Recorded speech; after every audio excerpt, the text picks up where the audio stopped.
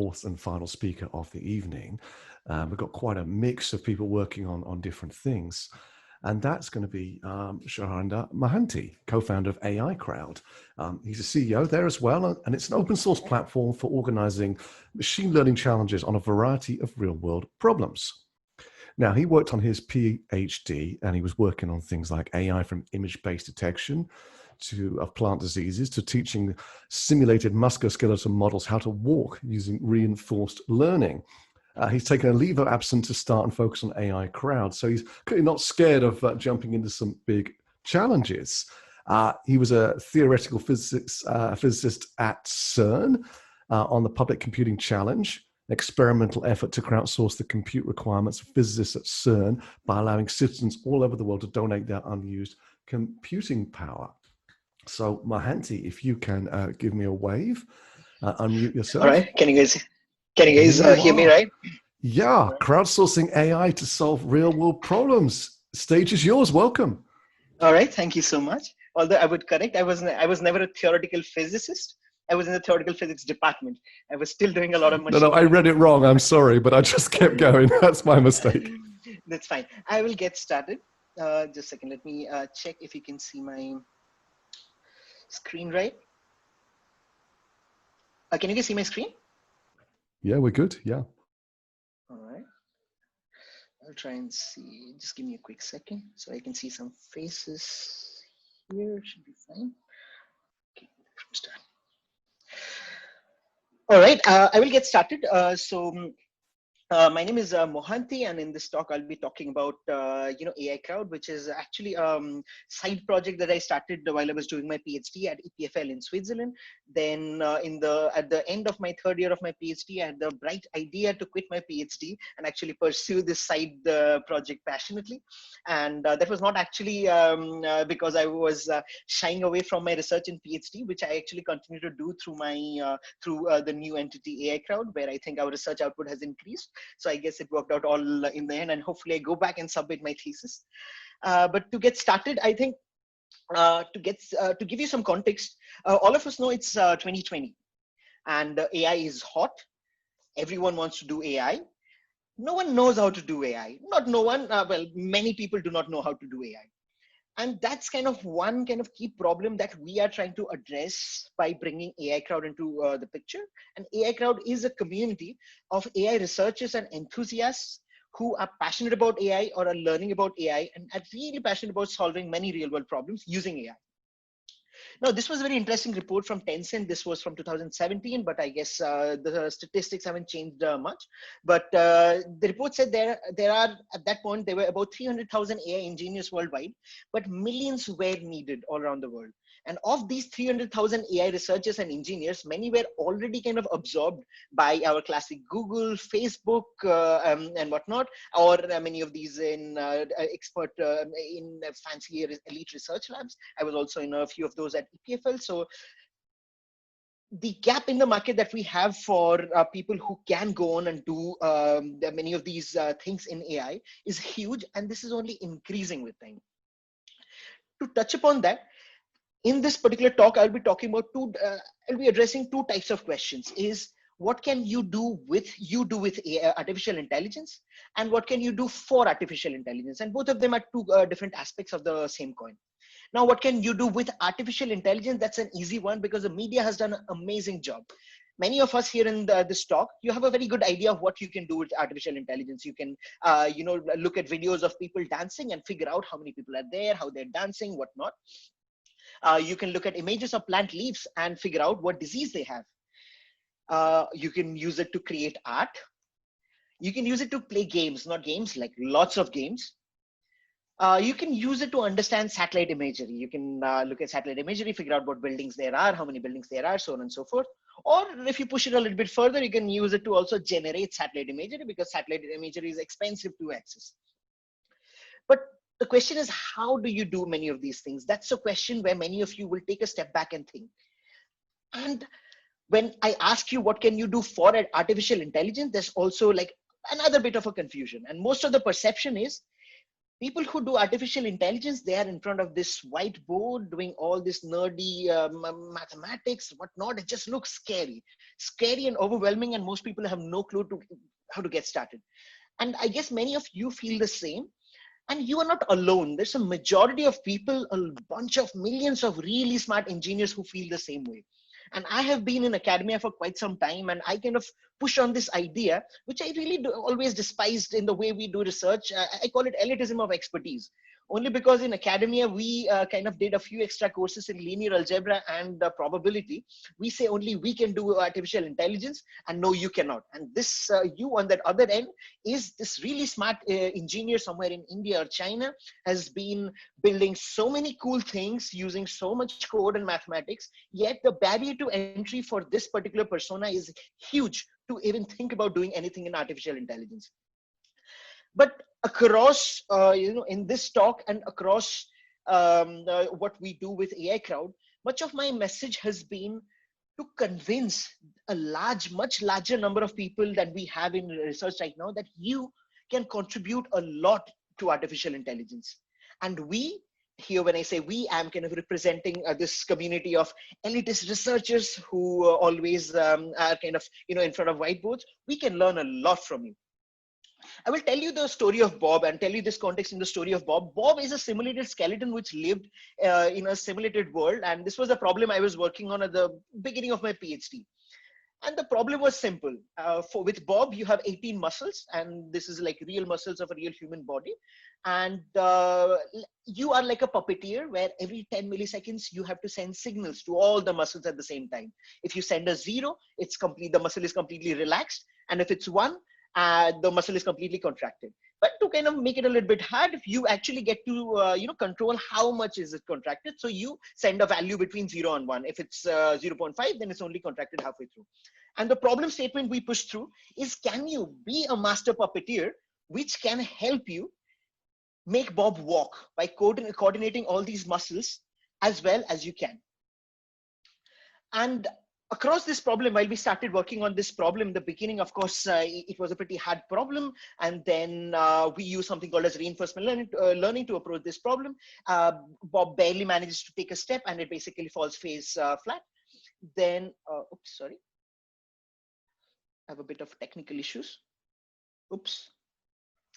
Oh, yeah. Then you basically, I'm not sure what's happening. Then you basically train it a little bit more, work a little bit harder. Then it basically learns to take the notion of step. Then you train it a little bit more, and you realize it's actually a little bit more sneaky than that. It realizes that, okay, it cannot figure out how to walk, but the goal was to kind of move as much forward as you can. So it figured out a hack that I basically take a step forward and make it do this perfect dive so that I maximize the distance I cover. But we realized there were some issues in the problem formulation. And as we started working on the problem, we figured out how it can actually move forward, except it was not working like us humans. There also, we realized we were not penalizing Bob for using as much muscles as it can. So it was not conserving energy at all. But taking into account all these things, Bob finally figured out how to walk pretty much like human.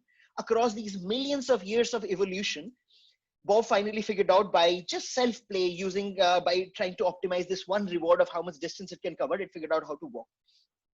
The interesting bit is, across all these things, we managed to kind of solve this pretty hard problem where this musculoskeletal model was walking just by playing with itself in this simulated skeleton, and a puppeteer had learned how to teach a simulated skeleton how to walk. But all of this was not actually done by a single researcher. In fact, when I had pushed this problem in the community, it was me and another collaborator from Stanford.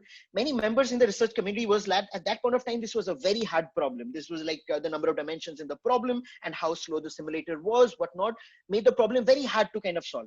So many people were very pessimistic. So we back then, the project used to be called as Crowd AI. We put up this problem on this research platform that we had started at EPFL, saying anyone who wants to come and help out with this problem, you're welcome to come and work with us on this. And about 500 participants came together and made 2,000 submissions. And each of these submissions is a separate neural network, which is trying to teach how to, which has kind of somehow learned how Bob should walk based on coordinating all these muscles. And across this, we also had a bunch of really interesting observations. many of the top participants in this large experiment were not our same small group of researchers who work on reinforcement learning, where we hang out in these handful of conferences like NeurIPS, ICML and whatnot. But many of these people were just developers who were curious that what is this funny thing in this animated simulated setup that is trying to work, and what is this code which is trying to make it work? Can we basically learn from what these guys are doing and figure out how to make it work? And in the process, many people also gave us a lot of feedback that many people had no clue what reinforcement learning was, what deep learning was, what TensorFlow was, and they were just learning on the go.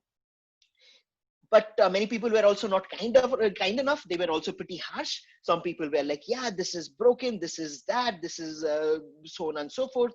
But these negative comments were also turned out to be pretty helpful, because they helped us improve this core research platform that we were kind of working on, this problem of how to make a simulated skeleton walk. But the opinions that were coming in were on very nuanced engineering aspects of the whole problem that we would have as researchers standing in front of whiteboards completely ignored. But these guys came up with optimizations which catalyzed the progress with which we managed to solve this particular problem.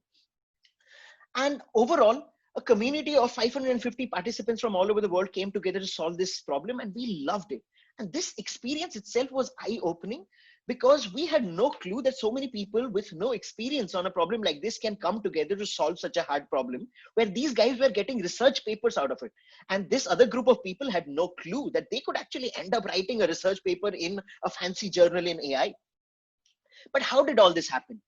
Of course, there were some incentives involved when we started this project. It kind of picked up a little bit of steam in the media. Then NVIDIA came in, and back then they had launched NVIDIA DGX-1, which was like this supercomputer in a box, like costing a few $100,000 or something. They gave it as a prize. They said, anyone who solves this problem, we'll give you a DGX-1, which is a supercomputer in a box, for you to play with. And they did it, and the winning team basically got it. Another also aspect of it was the problem formulation of the way in which you approach problems like this was actually pretty simple. It's actually my area of interest, my academic area of interest, something called as reinforcement learning, where the ideas are simple. You always have a simulated world, and you have an agent. In this case, the agent is the puppeteer, and the environment is the simulated world in which Bob exists. At any point of time, the agent has to kind of send an action. Action basically means all the signals you need to send to all the muscles of Bob, and the environment basically says how much did Bob move forward, the reward, and what is the updated state of Bob. In this simplistic setup, you can actually use reinforcement learning in a particular way to kind of approach a whole variety of problems which kind of fit this paradigm. And not only that, for many researchers who are not traditional researchers, we actually spent in a disproportionate amount of time to actually aggregate all the documentation on a lot of instructions on how you can get started.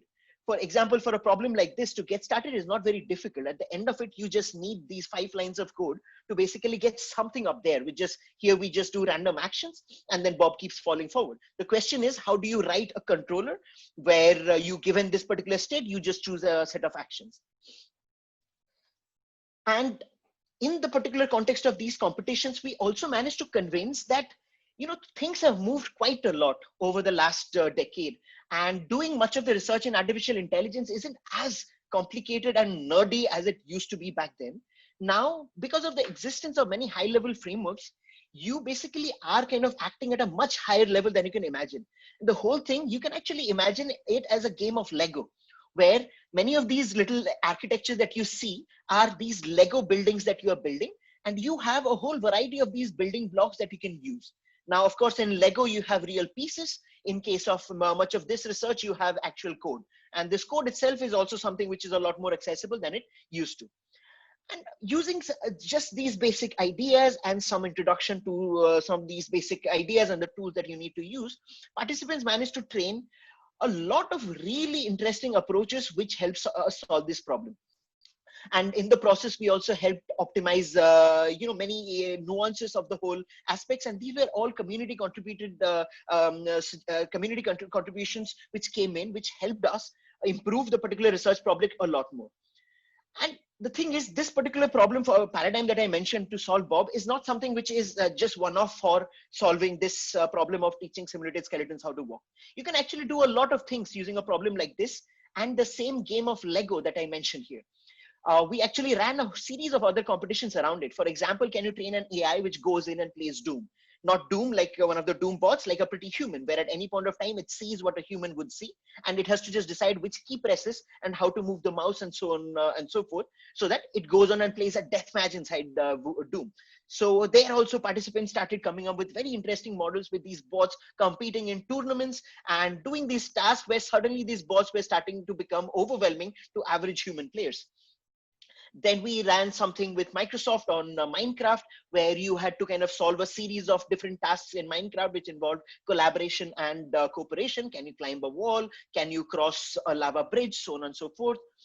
Then we had something on adversarial vision. Again, this is where Google Brain, EPFL, many key players in the whole setup came in. And these were serious researchers who were working on this problem. And the problem was simple.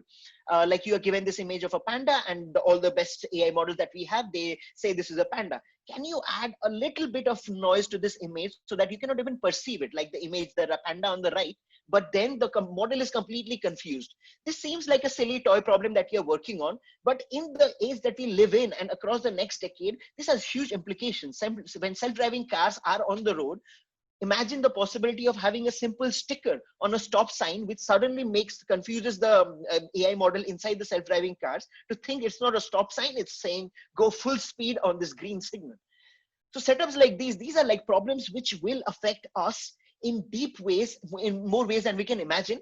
And here we managed to engage a lot of people to work with us. Same on other problems, on many other problems on detecting satellite imagery, on understanding satellite imagery, so that humanitarian organizations can look at satellite imagery and figure out how refugee camps are changing over time. Or a big research project here in Switzerland. Can we look at images of food items by actual Swiss users who take photo of everything they eat and understand what is the food, uh,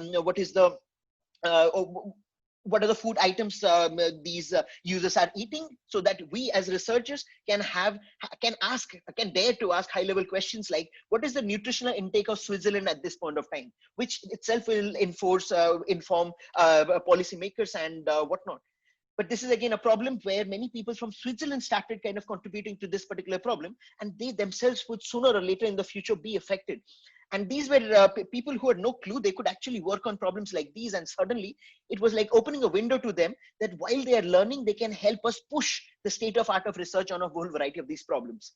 Another one of those was with the Swiss National Railways on, can we actually train in a simulated world? Can we basically come up with a better way where we train AI, which schedules these railway networks in dynamic simulated railway networks, so that again, whenever there's a little delay somewhere, the network self-adjusts so that the delays across the whole of Switzerland are minimized. And this is where a major Swiss company is coming in to engage hundreds and thousands of people to kind of work on this problem and help push the state of art in this research.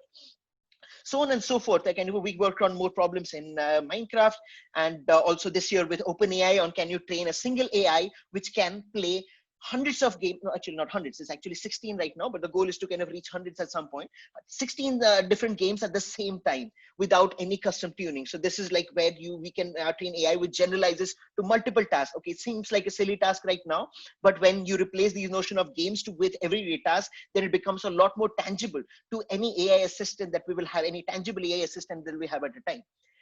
So across many of these experiences, much of our push has been to kind of convince everyone that you can contribute a lot to artificial intelligence and we can learn a lot from you. And in this journey, I think we have also learned a lot just from this experience of many other people coming in and working on these problems, even if they thought they were not AI researchers. And many of them ended up getting a lot of academic footprints in terms of research papers, and many careers were made. We identified and discovered many rough gems who needed the right connections and the right support and right resources so that they can go on to do many amazing things. And with AI Crowd, we continue to push to kind of do the same, where we can identify and find and engage millions of users, developers all around the world, and help us in pushing how we do AI, so that not a small group of researchers who are isolated in this small part in one big country in the world, where they do not have all the say in how AI research takes shape, but we can enable anyone all around the world to come and help us choose the direction that we want to take for many of these problems that will affect us not far from now.